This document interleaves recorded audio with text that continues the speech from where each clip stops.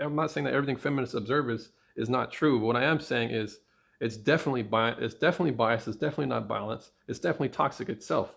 But it doesn't matter because at the time it saves her from holding herself accountable. So instead of holding myself accountable as a woman and saying, maybe I shouldn't have such low self-esteem and chase men who don't want me. Oh no, men are just toxic. There's something wrong with men. There's nothing wrong with me. This is where it gets worse. This is where Karen becomes the supervillain. Woke women.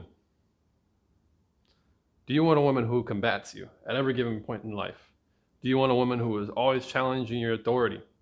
She's always challenging your position. She's always disagreeing. She doesn't want to hear any other way around it. She always wants it to be her way. Why don't you try and get a woke woman? I suggest that you run away from these women. I'm going to start off with a story to encapsulate the point of this video. I was in a club one day. Actually, it was like a workplace party. And after the workplace party, there was a lot of people who were relatively drunk. So the people, there was a couple that I met in the party. Once I met them outside the party, they were looked like in a little bit of a scuffle, arguing. They looked like maybe some hands were thrown. And the man's face was a little bit bruised up. Nothing wrong with the woman. But the woman was crying.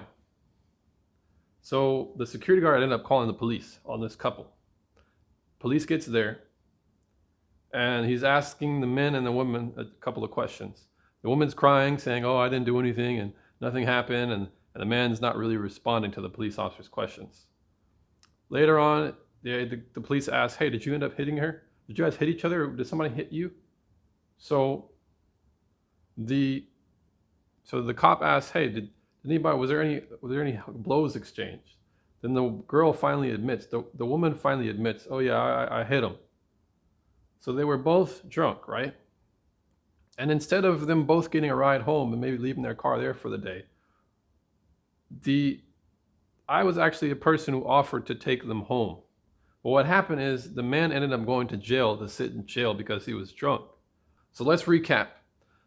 Even though the woman put the hands on the man in the altercation, the man did not throw hands at all. Just because by virtue of him being drunk and because she's a woman, she gets to go home free, scotch free, with no repercussions. Whereas the boyfriend has to sit in jail. So the whole night, as I was taking her home, she was feeling guilty about, oh man, he's gonna be so upset at me, and blah, blah, blah. The relationship is really toxic. I'm not trying to stand up for the man in no way. But just in this little incident, the woman was identified by the cop, and the cop was like, oh my gosh, I must save this woman. So therefore, I need to make sure that they're separate for the time being. It's a very sexually biased situation. But this is what I'm trying to get at. In our society nowadays, the woman gets preferential treatment from all men, even the government itself.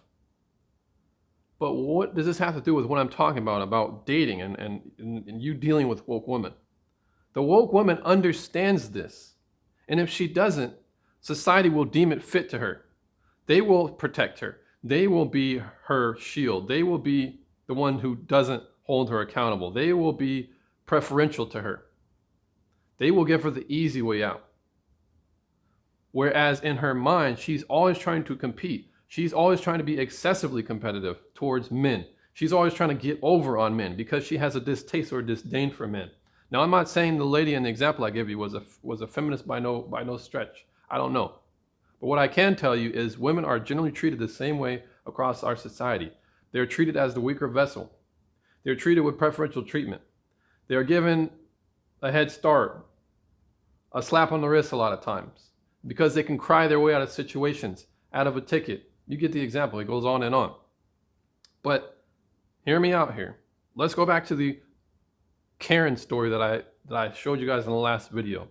Now to recap on it, basically Karen, she has been groomed from the very get, being a child, to tap into the man's inherent chivalrous nature towards women.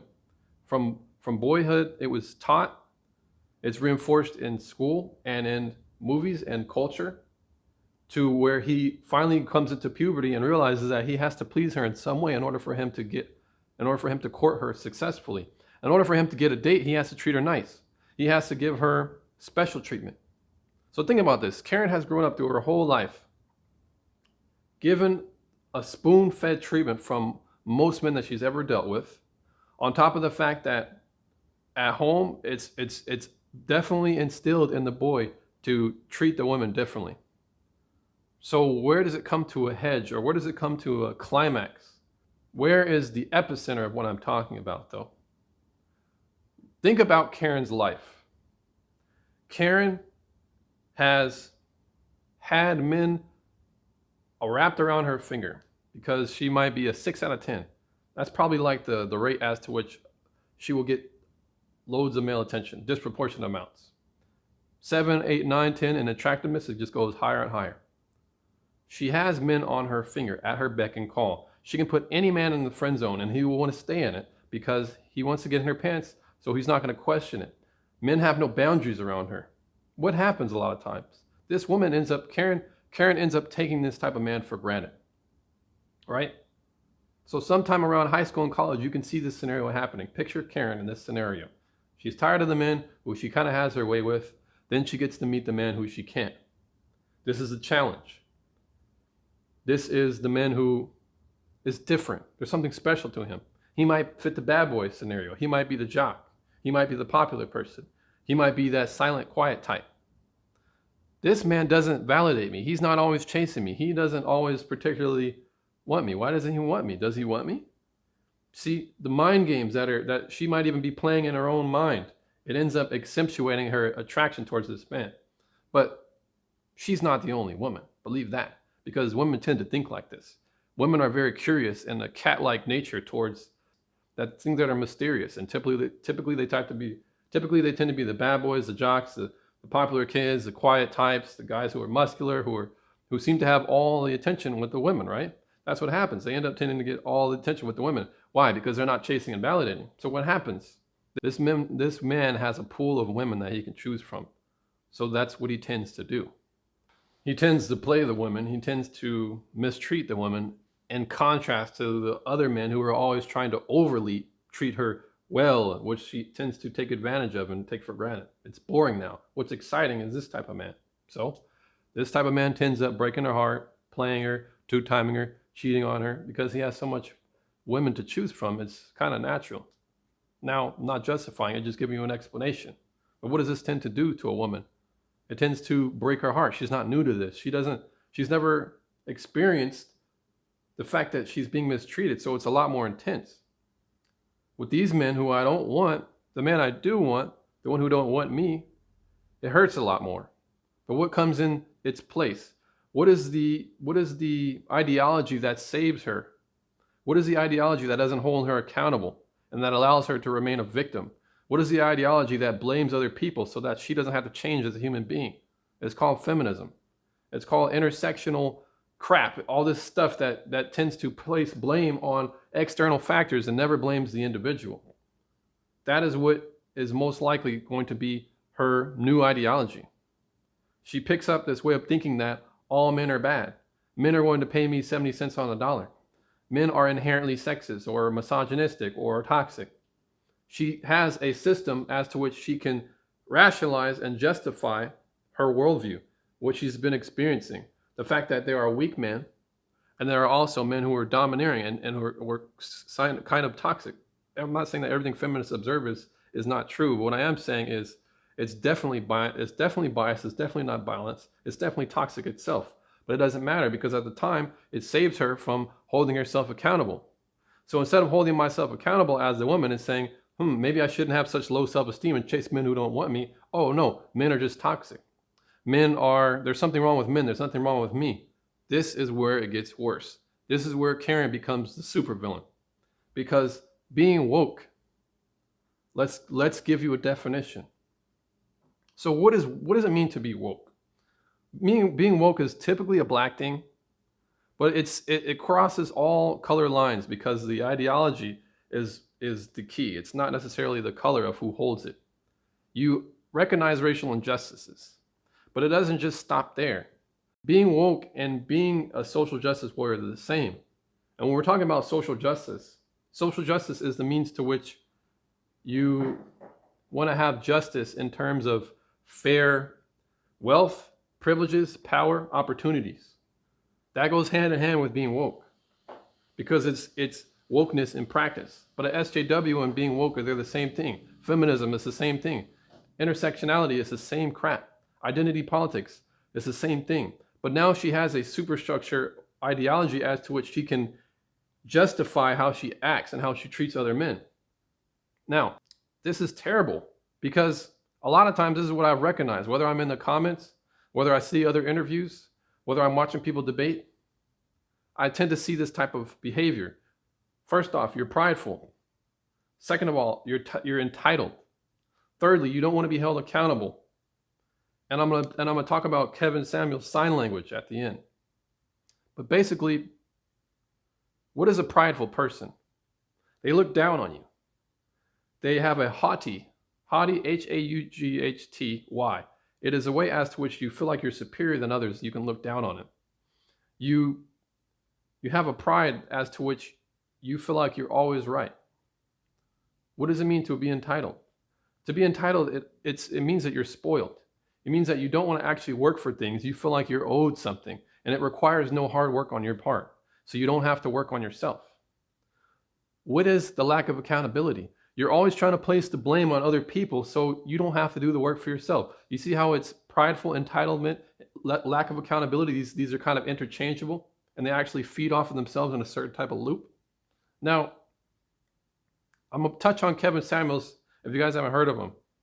He says this thing called shame, insults, guilt, and the need to be right.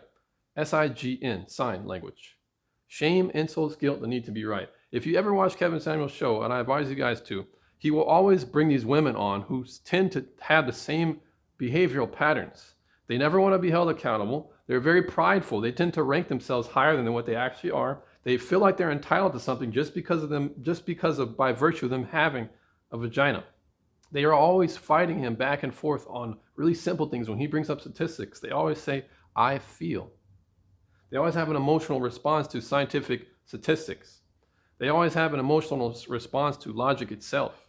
They always want to say, yeah, but I feel. These are generally the main 4 words that they always respond to. Yeah, but I feel. Hear me out here. You have, as a woman, if you're woke, you have an ideological framework not to change. You also have an ideological framework not to really be your natural self. You don't want to be led. You don't like following. You think it's enslavement. You don't like having less of a presence because you think that demeans you as a human being. You don't like taking the back seat. You always want to drive, even though if both drivers are driving, that means there's 2 steering wheels. You guys are probably going to drive off a cliff. That doesn't matter to you because your ideology and what you identify with, it has to be right. And you have too much invested to it. Remember back at the trauma of you having to justify the reason why you don't get what you want out of men. It's because men are the problem. Instead of being held accountable and wanting to develop out of your own lack of skills or integrity or foresight, instead you get to blame the oppressor. Now think about this. Why would you ever want to be with somebody like this as a man? I'm in a relationship with a woman who's prideful. She's entitled.